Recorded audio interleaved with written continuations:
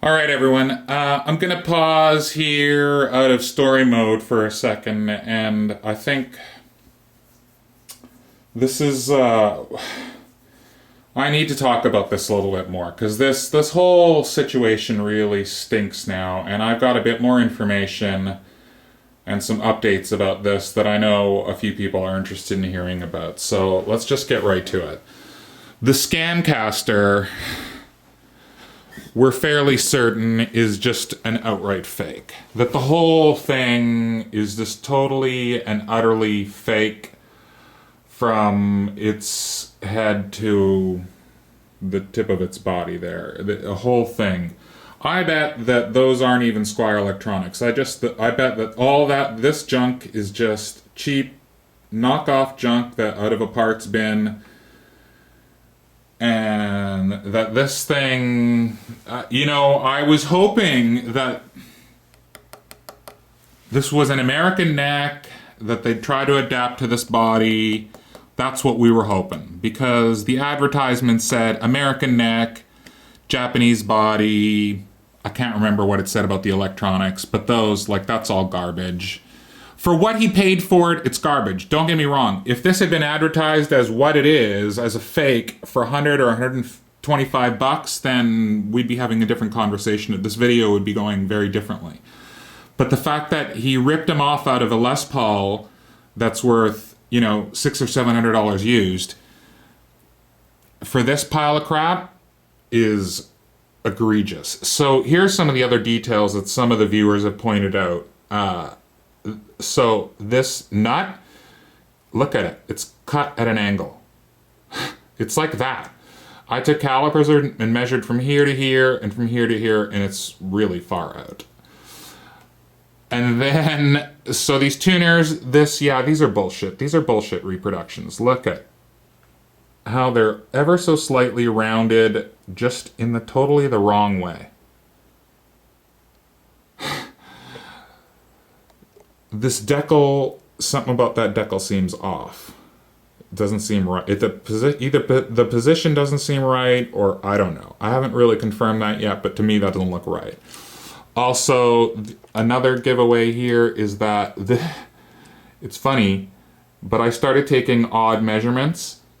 The headstock is thicker than it should be. Remember I said that this thing felt weird? It's because the profile on the back is totally misshapen. It's really weird. The profile on the back of this neck is not in any way, I don't know what they've done here, but it's not a modern C shape. It kind of dives down this way, and you would expect it to feel, I don't know, it's not right. It's a bit curvy here, and then it gets real flat here for some reason. Flat, flat, flat, flat, flat, flat, flat, and then starts getting curvy again. Curvy, curvy, curvy, curvy, and it's no good. So they seem to have flattened it kind of around in here in the middle, like it's really flat here. But then it's kind of curved off in a weird direction. If you try to follow its profile, and then it's got a real ugly bulge here. And then it's sort of, I don't know why I'm trying to save this pile, but yeah, and then it's got a real sort of sharp, something's wrong here. So the profile on this back of this neck is weird. It's not like any Fender guitar I've ever laid my hands on. And then, when I looked at this, I thought it was odd, but look at how completely freehand that looks. When I started digging around in the cavity in the front, I thought, oh, somebody's tried to widen this. That's why this is all askew like this. But when you look at the back like this, why would somebody try to widen this? No, this was just all poorly cut from the get-go. And at first I thought, oh, this is a Squire body because it had that Squire neck plate, which it has its own distinct. It looks the same as an American one. Visually it looks the same, but the bolt pattern will not line up on American or Mexican body. And then on the back of this neck, I'm not pulling it off again, but on the back of this neck, the other thing that I thought of also is that if it was an American neck, shouldn't it have some sort of metal plate for the micro tilt adjustment to actually butt up against?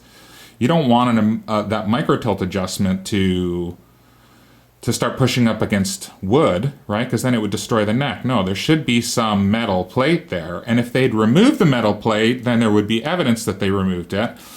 And if it wasn't there, then this would be some sort of special reissue neck. And if you look up this, well, here. Go look up that code. I haven't even looked up that code, but I'll bet you that does not come back to some special reissue neck.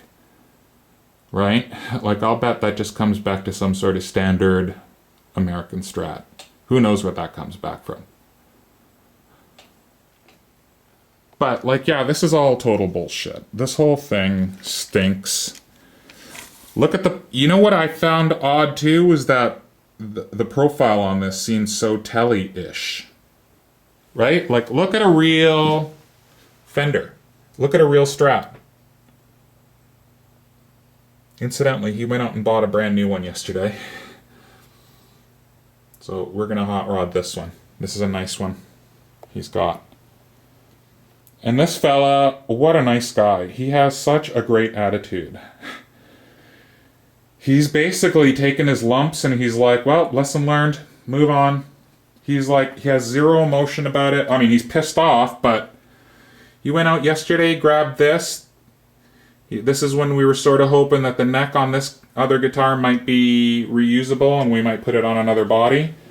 I told him to slow down, wait, like, let's just be sure about this before you run out and grab anything. But he's like, no, I'm moving on. This is it. This is what I'm doing. And kudos to him, man, like, for getting on with it, because if this was me, I'd be really pissed. I'd be really pissed if this happened to me. But I guess my situation is a bit different, right? Like, this financially, to me, that would really, that would ruin me. You know, that would really put a serious kink in my guitar hobby to be ripped off for, you know, $600-800, whatever sort of value you're assigning to his other guitar. But to get this stinker in trade and then realize, uh-oh, I've been had. So here's the other real stink about this thing. I'm real angry for my friend. I'm really angry for him that he's been taken like this. It really irritates me that he's been had like this. Sorry, I'm trying to find some light here. Maybe I should just sit down. That's probably best. But it really irritates me that he's been had this way because, you know, that instinct in my brain says, we gotta find this prick and we gotta make him pay. Like, we have to make this right with this guy. And he's just like, no, fuck it, I'm moving on, man. Like, what am I gonna do? Go and try and find this guy and beat him up? Like, and he's a big fella. You think I'm a big fella? Well, I don't know if he wants to appear on camera, but the owner of this guitar is a big fella. I don't think that if he was stood in front of me demanding something that I would say no to him. And he's just like, yeah, man, I'm just going to move on and be done with it. And this is a shitty lesson. And he's just come to this resolution and that's it. And he's moved on with it. And I'm sat here thinking like, wow, that's a really amazing attitude. It's really insane to me. It's baffling to me. It's not in my nature. Like, if I was had this way, I'd be really angry. But I guess what I'm trying to say is that this whole thing's had an effect on me personally in a way that I didn't expect, which is to see this guy who is able to recover from something like that nearly immediate. Like, he was pissed off. Don't get me wrong. This fella was pissed off. He's not a robot. He's a really nice fella. And that's part of the reason I'm so angry for him is because he's such a nice guy. He's the sort of guy that you wouldn't expect this, like, you wouldn't want this to happen to a fella like this because he's such a nice guy. So that's part of the reason I'm so burned about it, right? Like, forget that this happened to anybody. But it happened to a really nice dude. A really nice dude who would never do something like this to somebody else. And I'm sat here thinking, like, wow, you have an incredible attitude. It's really inspiring for me because we are newly friends. He and I are newly friends. We met over some deals that we did on Kijiji, and we had a good experience with one another after doing a deal, and so we remained friendly. So he's new. He's a new friend to me, but I consider I consider him a friend now. We've been friendly for a little while now, and I like the hell out of him. I think he's a real nice guy. He's got a family, a young kid. He works hard. He's obviously got a lot of money to play with guitars. I mean, I don't know an awful lot about him, but we're friendly, right? Like, we're not best buddies or anything, but we're friendly. And it for me, the lesson I came out of this with personally was if you can't do anything about it, like, get on with it. And I think the end of this story for me personally is shitty stuff happens to all of us. This was really shitty because we were both hoping to get something out of this. And I've changed my mind. I personally have changed my mind, and I promised him that we would set this thing aside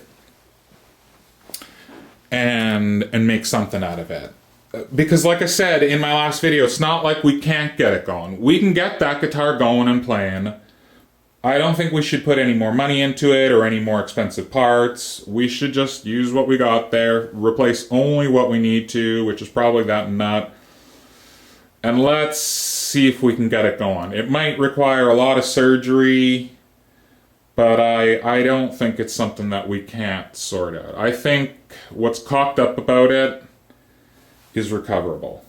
So we're going to set that guitar aside, and we're going to make that a bit more of a long-term project and see if we can get something out of it, because he's said that he's just going to give it to his 10-year-old nephew. Because, I mean, stood here, it looks like an expensive Fender, right? So to a 10-year-old kid, if we can get it to play, and he gives it to his 10-year-old nephew, I think, whatever, he's getting something out of it, right? So good for him. Good for him for looking at it that way. And I think I'm going to take his lead, and that's why I've offered to try and make this thing as right as we can. Because I know we can do something. There's something we can do to it. We have to get crazy about how we repair it. It's still just wood, right? Wood and electronics, and we can always finesse and add bits of wood. It might not be the greatest thing, but we all know what it is. So if we can get it to play and make a chord and stay in tune, then I think he'll be happy. So anyway, more to come about that, but yeah. So in the update here, he's gotten this little green-eyed monster, and we're gonna throw his expensive pickups and assembly into this. But he's decided that he doesn't really want to go mint green on green body, because originally, obviously, his plan was mint green on white. So we are going to take this mint green pickguard and throw it onto that white body there. Because we've also noticed that somebody cut out for heel here, so that's not as good as we'd like. And he's going to keep his white pickguard and just these nice electronics in there. So that should be pretty awesome. Okay, look at all that. That's all really nice. He bought that in a local used shop here, so he got a pretty decent deal on it. But that's all nice, legit Fender stuff, right? Like, at least you might be paying a bit more in a used shop, but he's still getting a deal. He's still paying less than retail, and he walks out of there with the assurance that this stuff is legit, because if you've got a good used shop, and they've got a good reputation. Our used shop here in town, Spaceman, they have a good reputation for, like, they're not selling you junk. This, like, if they say this is Fender electronics and a Fender pickguard and all that kind of stuff, they're not lying to you. Because they've checked it over, and they don't want that, associated with their reputation. So no, this all looks like it's in really good order. So we'll just take all these pickups and electronics and just pop them in the back of this. And then I reckon we'll go the whole mile with this. We'll shield, just to make this one extra good. We'll go the extra mile with this guitar. We'll shield the inner cavity. It's playing pretty well. That's the other good thing about this used shop we have here locally. This has been really well set up. So you're getting a guitar from them that they've had their hands on and that they've set up. Yeah, this feels like it's gotten a really nice, good setup. Yeah, really nice. See, they've paid attention to little details that I would pay attention to, like making all this flush. Yeah, they've done a good job. This guitar is well set up, plays really good, so we don't really have to do a lot. Even the frets look like they're pretty good. A lot better than I got from Long & McQuaid, that's for sure. Yeah, really, really well set up, well playing guitar. And he only paid $300 for it. It's a made in Mexico. I mean, guys on our local like used Kijiji are trying to sell these things for $400, $450. But that's an awesome looking guitar.